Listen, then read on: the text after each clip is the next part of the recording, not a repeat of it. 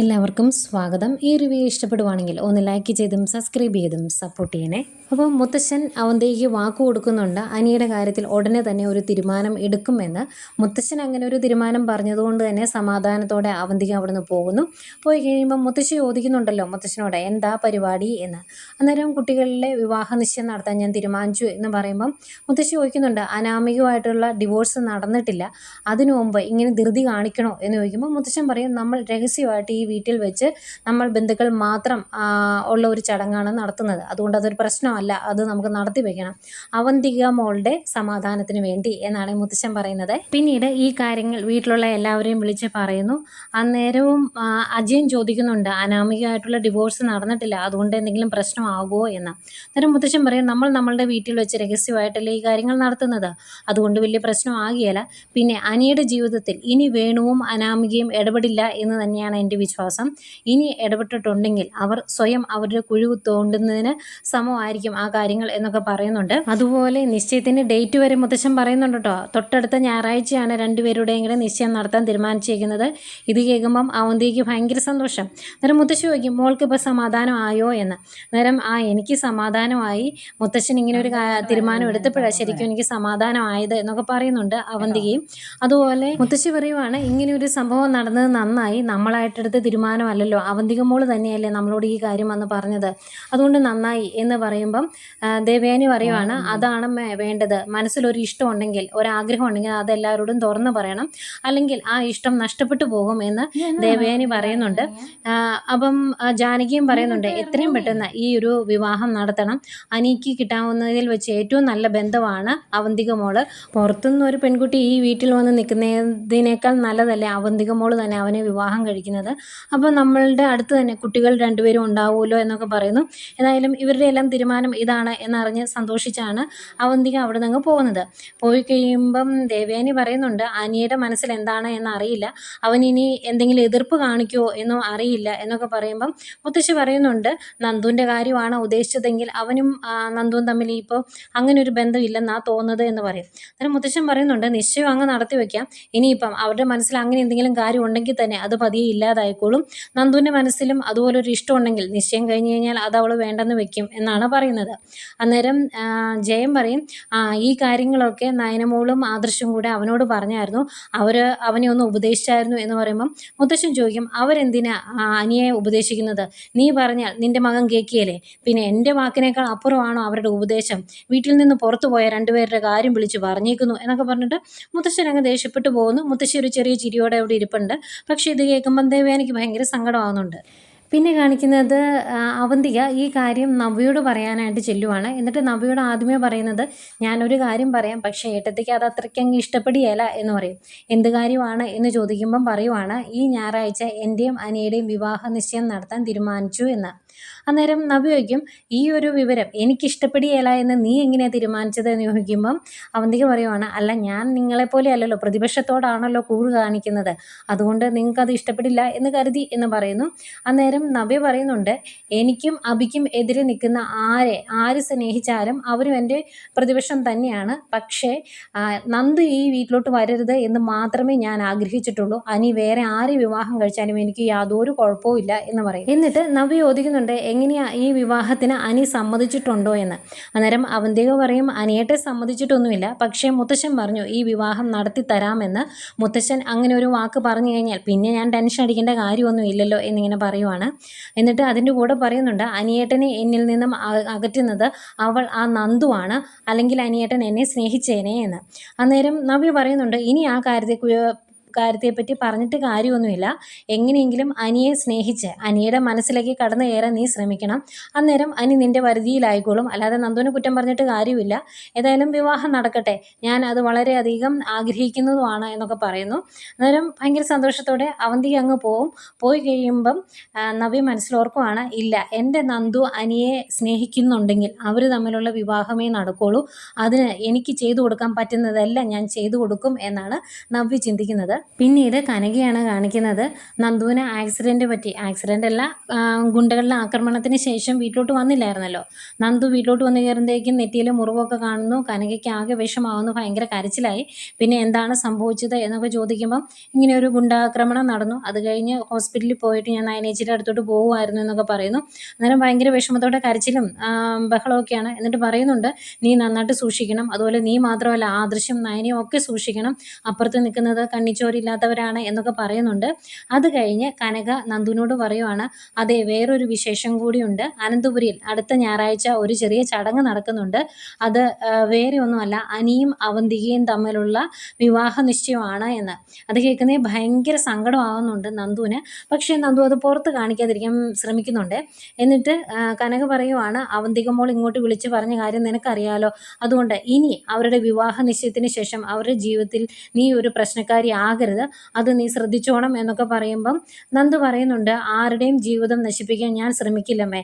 ഇതിപ്പം ഞാൻ അറിഞ്ഞത്, നയനേച്ചി പറഞ്ഞ് ഞാൻ അറിഞ്ഞത് അനി ഈ വിവാഹത്തിന് സമ്മതിച്ചിട്ടില്ല എന്നാണ്.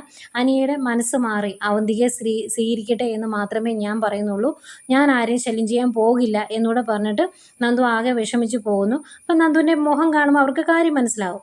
അതുകൊണ്ട് കനക ഗോവിന്ദനോട് പറയുന്നുണ്ട്, അവൾക്ക് എന്തോ ഭയങ്കര സങ്കടമായിട്ടുണ്ട് കേട്ടോ, അവളുടെ മുഖം കണ്ടാൽ നമുക്ക് മനസ്സിലാവുമല്ലോ എന്നിങ്ങനെ പറയുമ്പം ഗോവിന്ദൻ പറയുന്നുണ്ട്, ആ സങ്കടമൊക്കെ പതിയെ മാറിക്കോളും, അവരുടെ വിവാഹം കഴിഞ്ഞ് കഴിയുമ്പം അവളുടെ മനസ്സിൽ എന്തെങ്കിലും ഒരു ചെറിയ ഇഷ്ടം ഉണ്ടായിരുന്നെങ്കിൽ അതുകൂടെ അങ്ങ് മാറിക്കോളും എന്ന് പറയുന്നു. അതുപോലെ മുത്തശ്ശൻ ഈ കാര്യങ്ങളെല്ലാം നവീൻ്റെ മുത്തശ്ശനോടും വിളിച്ച് പറഞ്ഞായിരുന്നു. മുത്തശ്ശൻ അത് നവീനോട് വന്ന് പറയുക. അന്നേരം നവീന് ഭയങ്കര സന്തോഷം. അന്നേരം ഇത് രഹസ്യമായിട്ടാണ് നടത്തുന്നത് എന്നൊക്കെ പറയുമ്പോൾ നവീൻ പറയുന്നുണ്ട്, അതിൽ വലിയ പ്രശ്നമൊന്നുമില്ല, ഇനിയിപ്പം ഇത് അനാമിക അറിഞ്ഞിട്ട് കേസാക്കിയാൽ പോലും അതിന് തെളിവുണ്ടാവില്ലല്ലോ, അതുകൊണ്ട് അത് വലിയ പ്രശ്നമുള്ള കാര്യമില്ല, വിവാഹമല്ലല്ലോ, വിവാഹ നിശ്ചയമല്ലേ നടത്തുന്നത് എന്നൊക്കെ പറയും. എന്നിട്ട് നവീൻ പറയുക, ഓ അപ്പോൾ ഈ ഞായറാഴ്ചയ്ക്ക് ശേഷം ഇനി ടെൻഷനൊന്നും വേണ്ടാലേ എന്ന്. അന്നേരം നവീൻ്റെ മുത്തശ്ശൻ ചോദിക്കും, അതെന്താടാ അവരുടെ വിവാഹ നിശ്ചയോ അല്ലെങ്കിൽ വിവാഹം നടക്കാത്തതിൽ നിനക്ക് എന്തെങ്കിലും ബുദ്ധിമുട്ടുണ്ടായിരുന്നോ എന്ന് ചോദിക്കും. അന്നേരം നവീൻ പറയുവാണ്, അല്ല ഞാൻ അവന്തികയെ വേണ്ട എന്ന് പറഞ്ഞതിന് ശേഷം അവൾ ഭയങ്കര വിഷമത്തിലായിരുന്നു, ഇതിപ്പം ഈ ഒരു നിശ്ചയം നടക്കുവാണെങ്കിൽ ആ സങ്കടം അവൾക്കങ്ങ് മാറുമല്ലോ, അതോർത്ത് ഞാൻ പറഞ്ഞതാണ് എന്ന് പറയും. അന്നേരം മുത്തശ്ശൻ ചോദിക്കുന്നുണ്ട്, അതല്ല അനിയുടെ രണ്ടാം വിവാഹവും ആകാറായി, അവനേക്കാൾ മൂത്ത നിനക്കൊരു വിവാഹം വേണ്ടേ, നിന്റെ മനസ്സിലെ പെൺകുട്ടി ആരാ എന്ന് ഞങ്ങളോട് പറഞ്ഞില്ലല്ലോ എന്ന് പറയുമ്പം നവീൻ പറയുന്നുണ്ട്, അത് ഞാൻ മുത്തശ്ശനോട് പറയാം, എന്നിട്ട് മുത്തശ്ശൻ അത് അമ്മയെ കൊണ്ട് സമ്മതിപ്പിക്കണം, അങ്ങനെയാണെങ്കിൽ ഞാൻ മുത്തശ്ശനോട് പറയാം, മുത്തശ്ശൻ ഒരു ഗ്രീൻ സിഗ്നൽ തന്നിട്ടുണ്ടെങ്കിൽ ഞാനത് ഞാൻ സ്നേഹിക്കുന്ന പെൺകുട്ടിയോടും പറഞ്ഞോളാം, അവൾ ഇതുവരെ ഈ കാര്യങ്ങളൊന്നും അറിഞ്ഞിട്ടില്ല എന്ന് പറയും. അന്നേരം മുത്തശ്ശൻ ചോദിക്കും, നീ ഇത് പറയാതിരുന്നാൽ അവൾ വേറൊരു വിവാഹം കഴിച്ചു പോയാലോ എന്ന്. അന്നേരം നവീൻ പറയുവാണ്, അങ്ങനെയൊന്നും അവൾ വേറൊരു വിവാഹത്തിന് സമ്മതിക്കത്തില്ല, കാരണം അവളെ പെട്ടെന്നൊന്നും ഒരാൺകുട്ടികൾക്കും ഇഷ്ടപ്പെടുകയില്ല, എനിക്കെന്തോ അവളെ ഭയങ്കര ഇഷ്ടമാണ് എന്ന് പറയുമ്പം മുത്തശ്ശൻ പറയുവാണ്, ഈ വിവാഹം നടക്കുമെന്ന് എനിക്ക് തോന്നുന്നില്ല, നിന്റെ അമ്മ ഇതിനൊന്നും സമ്മതിക്കത്തില്ലായിരിക്കും എന്ന് പറയുമ്പോൾ എങ്കിൽ നമുക്ക് കാത്തിരിക്കാം എന്ന് പറഞ്ഞിട്ട് നവീൻ അങ്ങ് പോകുന്നു. അവന് ഭയങ്കര സന്തോഷമായേ. എന്നിട്ട് അവിടുന്ന് പോരുന്ന നവീൻ അന്നേരം തന്നെ അനിയെ വിളിക്കുവേ. അനിയെ വിളിച്ചിട്ട് കൺഗ്രാജുലേഷൻസ് ഒക്കെ പറയുമ്പം, നീ എന്തിനാ എനിക്ക് ഇങ്ങനെ ഒരു കൺഗ്രാജുലേഷൻ തരുന്നത്, എനിക്ക് മനസ്സിലായില്ല എന്ന് പറയുമ്പോൾ, ഓ നീ അറിഞ്ഞില്ലേ, നിൻ്റെ വിവാഹ നിശ്ചയമല്ലേ ഈ ഞായറാഴ്ച എന്ന് ചോദിക്കും. അന്നേരം അനി, നീ എന്താ വല്ല സ്വപ്നം കണ്ടോ, നിന്നോട് ആരെയും ഇതൊക്കെ പറഞ്ഞത് എന്ന് ചോദിക്കുമ്പോൾ, നിൻ്റെ മുത്തശ്ശൻ എൻ്റെ മുത്തശ്ശനോട് വന്ന് പറഞ്ഞു, ഏതായാലും വിവാഹ നിശ്ചയം രഹസ്യമായിട്ട് നടത്തുന്നത് കൊണ്ട് ഞാൻ വരികയില്ല കേട്ടോ, പക്ഷെ മുത്തശ്ശനെ ഞാൻ പറഞ്ഞു വിട്ടേക്കാം എന്നൊക്കെ പറയുമ്പം, നീ എന്നെ ഈ പറയുന്നേ, എനിക്കിത് വിശ്വസിക്കാൻ പറ്റുന്നില്ല, ഞാൻ അറിഞ്ഞില്ലല്ലോ എന്നിങ്ങനെ പറയുക. അന്നേരം നവീൻ പറയുന്നുണ്ട്, നീ എതിർക്കും എന്നറിയാവുന്നതുകൊണ്ട് നിൻ്റെ വീട്ടുകാർ പറയാത്തതായിരിക്കും, ഏതായാലും ഇങ്ങനെയൊരു കാര്യം നടക്കുന്നുണ്ട്, ഏതായാലും കാര്യങ്ങൾ നടക്കട്ടെ, വിവാഹ നിശ്ചയമൊക്കെ അടിച്ചു പൊളിക്കുക എന്ന് പറഞ്ഞിട്ട് ഫോം വയ്ക്കുവാണ്. ഫോം വെച്ച് കഴിഞ്ഞാൽ ഒരാക്കിയ ചിരിയും ചിരിച്ചാണ് നവീൻ നിൽക്കുന്നത്. നവീൻ രക്ഷപ്പെട്ടല്ലോ എന്നുള്ളൊരു ഭാവത്തിൽ, നന്ദുവിനെ ഇനി സ്വന്തമായിട്ട് കിട്ടുമല്ലോ. ഈ സമയമൊക്കെ അനന്തപുരിയിൽ ചർച്ചകൾ നടക്കുവാണ്, എങ്ങനെ വിവാഹ നിശ്ചയം നടത്താം, ഇനി അനി എതിർക്കുമോ എന്നുള്ള ചർച്ചകൾ നടക്കുവാണ്. അന്നേരം ദേവേനി പറയുന്നുണ്ട്, ആദ്യത്തെ വിവാഹം അവന് ഇഷ്ടമല്ലായിരുന്നു, ഇതിപ്പം രണ്ടാമത്തെ കാര്യം വരുമ്പോഴും അവന് ഇഷ്ടക്കേടുണ്ടല്ലോ എന്ന് പറയുമ്പം ജാനകി പറയുന്നുണ്ട്, ആദ്യത്തെ കാര്യത്തിൽ അവന് നന്ദുവിനെ ഇഷ്ടമായിരുന്നു, അത് അവൻ ആരോടും പറഞ്ഞില്ല, ഇപ്പം അവന് അങ്ങനെ ഒരു ഇഷ്ടമില്ല എന്നല്ലേ പറയുന്നത്, ഇനിയിപ്പോൾ ഇഷ്ടമുണ്ടെങ്കിൽ തന്നെ അവളെ ഈ വീട്ടിൽ ഞാൻ കയറ്റില്ല, കാരണം ആണുങ്ങളെ പോലും അടിക്കുന്ന തൻ്റേടിയായ ഒരു പോലീസ് പോലീസുകാരിയാണ്. ഇവിടെ 2 മരുമക്കൾ വന്ന് കയറിയല്ലോ. അതിൽ നവ്യയുടെ സ്വഭാവം എല്ലാവർക്കും അറിയാവുന്നതാണ്. അതുകൊണ്ട് ഇനി ഒരു ബന്ധം അവിടുന്ന് നടക്കില്ല എന്ന് തന്നെ ജാനകി പറയുന്നു. അന്നേരം ദേവയാനി പറയുന്നുണ്ട് നയനയ്ക്ക് കുഴപ്പമൊന്നും ഇല്ലല്ലോ എന്ന്. അന്നേരം ജാനകി പറയും നയന ഈ വീടിൻ്റെ വിളക്ക് തന്നെയാണ്, പക്ഷെ ആ വിളക്കിൻ്റെ ശോഭ കെടുത്തുന്ന ആളാണ് നവ്യ എന്ന്. എന്നിട്ട് പറയുന്നുണ്ട് കേട്ടോ നവ്യ തെറ്റിൻ്റെ കൂടെയാണ് നിൽക്കുന്നത് എന്നൊക്കെ. ഏതായാലും ഇവരിങ്ങനെ സംസാരിച്ചുകൊണ്ടിരിക്കുന്ന സമയത്ത് അനി അങ്ങോട്ട് വരുന്നു. അന്നേരം അനിയോട് ജയൻ എടാ നിന്നോട് പ്രധാനപ്പെട്ട ഒരു കാര്യം പറയാനുണ്ട് എന്ന് പറയുമ്പോഴേക്കും എനിക്കറിയാം എൻ്റെ വിവാഹ നിശ്ചയത്തിൻ്റെ കാര്യമല്ലേ, നിങ്ങൾ എന്തിനാ ഇങ്ങനെ ഒരു ധൃതി കാണിക്കുന്നത്, ആദ്യത്തെ വിവാഹത്തിൻ്റെ ഡിവോഴ്സ് പോലും കിട്ടിയിട്ടില്ലല്ലോ എന്നൊക്കെ പറയുമ്പം നമ്മളിത് രഹസ്യമായിട്ടാണ് നടത്തുന്നത്, അതുകൊണ്ട് പ്രശ്നമില്ല എന്നൊക്കെ പറയും. അന്നേരവും അനി പറയുന്നുണ്ട് എനിക്ക് ഈ വിവാഹത്തിന് താല്പര്യമില്ല എന്ന് നിങ്ങളോട് എല്ലാവരോടും പറഞ്ഞതാണ്, എന്നിട്ടും എനിക്കിത്തിരി സമയം പോലും തരാതെ നിങ്ങൾ എന്തിനാ ഇങ്ങനെ ധൃതി കാണിക്കുന്നത് എന്ന് ചോദിക്കുക. എന്തെങ്കിലും മുത്തശ്ശൻ അങ്ങോട്ട് വരും. നിനക്ക് എന്തോരം ആ സമയം വേണ്ടത് എന്ന് ചോദിക്കുമ്പം അനി പറയുന്നുണ്ട് എനിക്ക് അവന്തികമായിട്ടുള്ള വിവാഹം ഇഷ്ടമല്ല എന്ന് 1000 വട്ടം ഞാൻ ഇവിടെ ഉള്ളവരോടൊക്കെ പറഞ്ഞതാണ്, എന്നിട്ടും എൻ്റെ ആഗ്രഹത്തിന് ഒരു വിലയില്ലേ എന്ന് ചോദിക്കുക. അന്നേരം മുത്തശ്ശൻ പറയുവാണ് അവന്തിക മോള് അങ്ങനെ ഒരു ഇഷ്ടം പറഞ്ഞു, അവൾ അങ്ങനെ ഒരു ഇഷ്ടം പറയുമ്പോൾ നമ്മളത് സാധിച്ചു കൊടുക്കണ്ടേ, അവളുടെ മനസ്സിനെ ഇനിയും വേദനിപ്പിക്കാൻ പറ്റില്ല എന്ന്. അന്നേരം ജാനകി അതിൻ്റെ കൂടെ പറയുക നിനക്ക് നിന്റെ കൂട്ടുകാരൻ നവീൻ്റെ വിവാഹാലോചന അവന്തികയ്ക്ക് വന്നപ്പോൾ അത് നടക്കാൻ വേണ്ടി ശ്രമിക്കാമായിരുന്നല്ലോ, അത് നടന്നില്ല. അന്നേരം മോൾക്ക് വിഷമമായി. പിന്നെ മോൾ വിചാരിച്ചു നല്ലൊരു ബന്ധം വേറെ വേണമെന്ന്, അങ്ങനെയാണ് നിന്നെ സെലക്ട് ചെയ്തത്. ആ സ്ഥിതിക്ക് മോളെ ഇനിയും വേദനിപ്പിക്കാൻ പറ്റില്ല എന്ന് പറയുന്നു. അന്നേരം മുത്തശ്ശൻ പറയുവാണ് വീട്ടിലുള്ള പെൺകുട്ടികളുടെ മനസ്സ് വേദനിപ്പിക്കാൻ പറ്റില്ല, അതുകൊണ്ടാണ് ഞങ്ങൾ എല്ലാവരും കൂടി ഇങ്ങനൊരു തീരുമാനം എടുത്തത്, നീ ഈ വിവാഹത്തിന് സമ്മതിച്ചേ പറ്റുള്ളൂ എന്ന്. അന്നേരം അനി ചോദിക്കും ഇതെന്താ നിങ്ങളൊക്കെ പറയുന്നതെന്ന് എനിക്ക് മനസ്സിലാകുന്നില്ല, എൻ്റെ ഇഷ്ടം നിങ്ങൾ ആരും നോക്കുന്നില്ല, ഞാൻ ചെറുപ്പം മുതൽ അവളെ കാണുന്നതാ, അവളെ ഞാൻ ഈ രീതിയിലൊന്നും ഇതുവരെ കണ്ടിട്ടില്ല, ഇനി നിങ്ങൾ പറയുന്ന രീതിയിൽ അവളെ കാണണം എന്ന് പറഞ്ഞാൽ എനിക്കത് ഭയങ്കര ബുദ്ധിമുട്ടാണ് എന്നൊക്കെ പറഞ്ഞിട്ട് അനി അങ്ങോട്ട് കയറി പോവാണ്. പോകുന്നതിന് മുമ്പ് മുത്തശ്ശൻ ഒരു കാര്യം കൂടി പറയുന്നുണ്ട്, ഞാനാണ് ഈ വിവാഹ നിശ്ചയം നടത്താൻ വേണ്ടി തീരുമാനമെടുത്തത്, ഞാൻ ഒരു വാക്ക് കൊടുത്തു കഴിഞ്ഞാൽ അത് നടന്നിരിക്കണം, അത് മാറുന്നത് എൻ്റെ മരണത്തിന് തുല്യമാണ് എന്നൊക്കെ മുത്തശ്ശൻ പറയുന്നുണ്ട്. അതിൻ്റെ കൂടെ ജയൻ്റെ ഭീഷണിയും വരുന്നുണ്ട്. അച്ഛൻ പറഞ്ഞത് കേട്ടല്ലോ, അതുകൊണ്ട് ഞായറാഴ്ച യാതൊരു എതിർപ്പും കൂടാതെ വിവാഹ നിശ്ചയത്തിന് നീ വന്നിരുന്നേക്കണമെന്നും ജയനും പറയുന്നുണ്ട്. പോയി കഴിയുമ്പോഴേക്കും എല്ലാവർക്കും ഒരു ടെൻഷൻ, ഇനി വിവാഹ നിശ്ചയമാണല്ലോ ഞായറാഴ്ച, ആ സമയത്ത് അനി മാറി നിൽക്കുമോ എന്ന്. അന്നേരം ജാനകി പറയുവാണ് അങ്ങനെ മാറി നിന്നാൽ അവന് പിന്നെ ഈ വീട്ടിൽ കയറ്റരുത്, ഒരു മകനേ ഉള്ളൂ എന്നൊന്നും നോക്കണ്ട, ആദർശിനെ ശിക്ഷിച്ചതുപോലെ തന്നെ അവനെ ശിക്ഷിക്കണം എന്ന് പറയുന്നു ജാനകി മുത്തശ്ശനോട്.